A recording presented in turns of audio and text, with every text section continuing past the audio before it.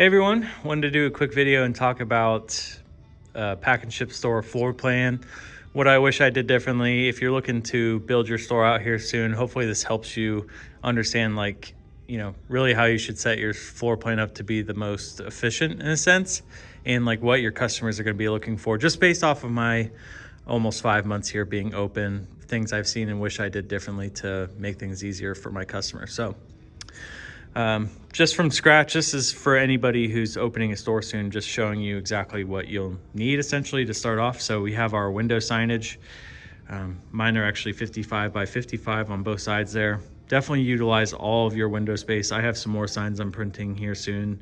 I'm redoing my store hours, so normally they're right below this is my logo right here, and they go right below it. So definitely, put all your services on one sign. Any kind of offers or something special you're doing, put it on the other. Make sure you get these carrier signs. They're free from the carriers when you set up your account, so make sure that they send those to you. It helps a ton when they're super bright. They're LED backlit and they're really, really bright. So make sure that have those up there so people can see. FedEx, UPS. USPS sadly doesn't make them anymore, so you might have to do some kind of decal to show. I'm actually going to probably put a decal in this small window that shows all the carriers that we work with, so it's a little bit lower if anyone's walking by, that kind of deal. But again, check with your landlord, make sure what space you can use in your windows. Make sure you're utilizing as much as you can. You want to have all of your services, all the things you offer there, so people know what you're doing in your store. One of the big ones, so still waiting on my other 2 sets of mailboxes. We're almost full in this section, so I really hoping, they said that it should be here by this next coming week, so it's Friday the 3rd today, February 3rd. Hopefully I have these other 2 sets. I could build the frame out and then get this painted and looking a lot nicer. I have an LED sign that says you've got mail coming too, so that'll be fun. Really wish I would have moved the mailboxes up towards the front more so people can see that we have them here. A lot of times, like point of view from my camera here, if you're walking in my store, your peripheral is really not even gonna catch the mailboxes on the left here. So really wish I wouldn't have tucked them in here. I mean, when I made the original order, I had 2 more, so you would have seen them over there. But the first sets, since the other 2 came damaged, sent them back. So these are kind of hard for people to see, and people don't know we have them here except for the sign in our window. So I wish I would have moved those up there and then extended down the line. That would have helped a lot, because you do want to fill those mailboxes as fast as possible. So that was tip number 1 for you. Tip number 2, I do like the island. That's why I just built it this week. I'm not done with it. You can see there's like gaps in it. I got to fill it up and make it look cleaner and sand it down. But I do like the island. People come in all the time and they just need a place to write on their envelope, or get the information they need off their phone, stuff like that. And they always seem to come up to the counter and kind of start a line behind them. So having a place where they have a countertop to get their items ready to mail, I think is going to help a ton. I've just kind of finished it up last night, so we'll see this week how it works out. I've gone through this a few times, but in other videos. These are the carrier supplied boxes. They are free from the carriers. You can get a bunch of them for your store. I do not recommend, you could show that you have them, so I just have them here because I'm rearranging this corner. And sorry, I'm shaking the camera a lot. But I do not recommend having these boxes available. Like you could see, I have some down here where people can come in and, they think that's a box they can use and they can ship it however they want. So I recommend not leaving those behind the counter. You can have them if someone asks for them. Ideally, you're gonna sell your boxes, so you don't want these out for use in the public area. So you could show that you have them if you want to make a cool tower, which is what I'm going to be doing once I build the other UPS ones. UPS basically has the same exact boxes. They're not much different.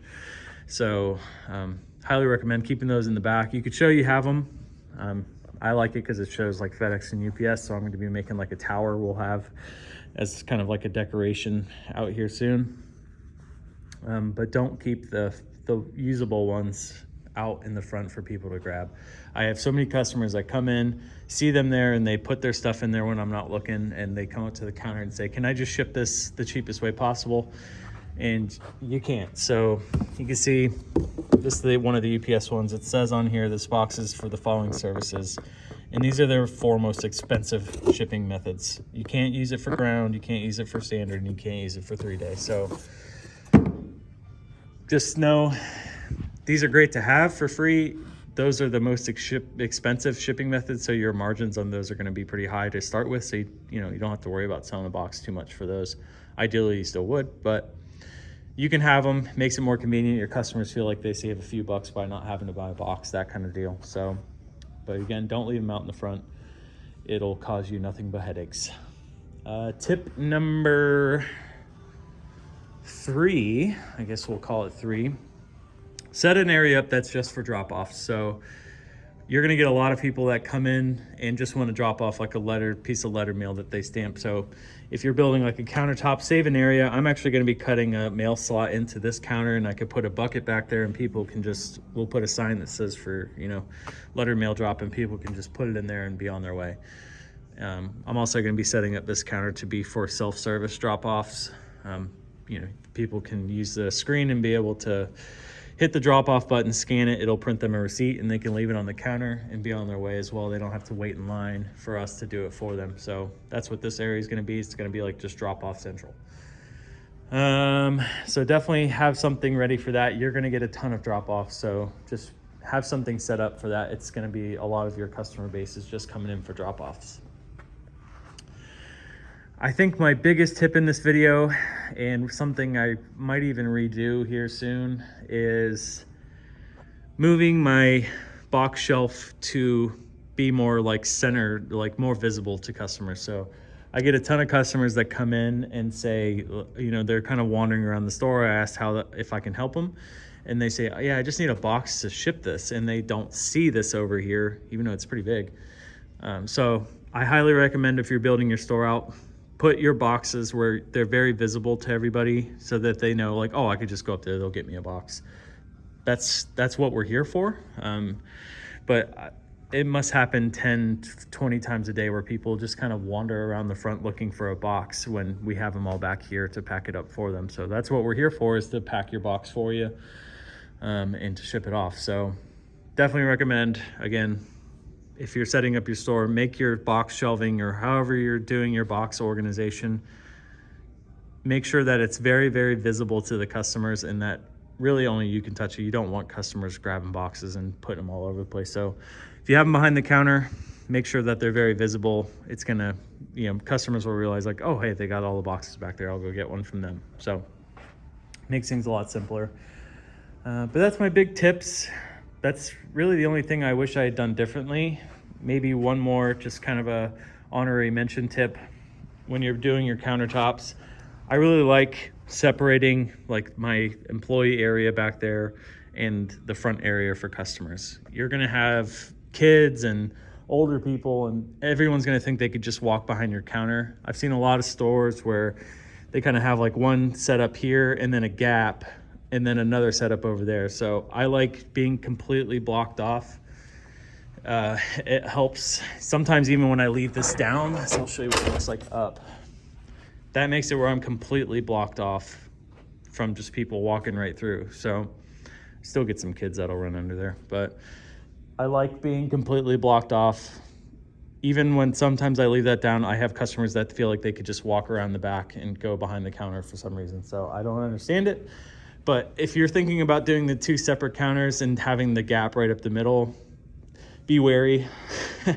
It is easy for you to come help customers and grab a box for them, but you're gonna have stray customers just like walk right up the middle. Even for my circumstance, I have a bathroom back there and people can see that. They might think they can just like walk through the back, and you don't want people walking in your space. So that's my honorary mention tip.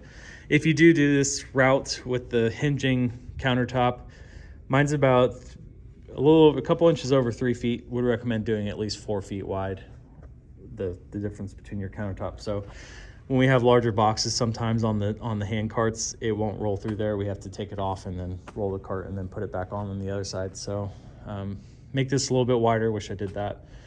But other than that, I do like the way my store's set up. I think the biggest one is having the boxes be more visible, and really both sets of boxes. So our other boxes, have those be more visible. Those are your biggest services. That's why you're here. That's why you have a store, is for packing, shipping in your mailboxes. So make sure all that's super visible from your customers when they walk into your store.